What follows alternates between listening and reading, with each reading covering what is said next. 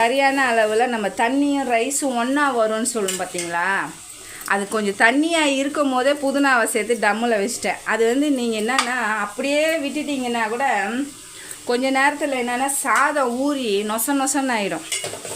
இது அப்படியே ஆகலை. நாங்கள் உடனே வேறு ஒரு 10 நிமிஷத்தில் டம்மு வச்சுட்டு ஒரு 5 நிமிஷத்தில் ஓப்பன் பண்ணி சாப்பிட்டுட்டோம். ஆனால் டேஸ்ட்டெல்லாம் சூப்பராக இருந்தது. ரைஸ் பார்த்திங்கன்னா குச்சி குச்சியாக இருக்குது, தண்ணி இருக்குது.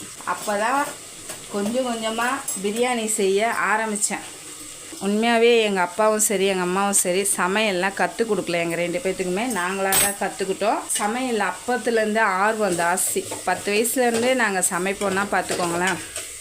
நிறைய வீண் பண்ணுவோம். ஆனால் அம்மா வந்து ஒன்றுமே சொல்ல மாட்டாங்க. கற்றுக்க தாம்மா வரும், வரலன்னா விடக்கூடாது. எங்கள் அம்மாவோட பாலிசி என்ன தெரியுமா, தெரியலன்னு பொம்பளை பசங்களாக இருந்தாலும் சரி ஆம்பளை பசங்களாக இருந்தாலும் சரி தெரியலன்னு வாயில் வார்த்தை வரக்கூடாது, எல்லாமே தெரிஞ்சுக்கணும் அப்படின்வாங்க.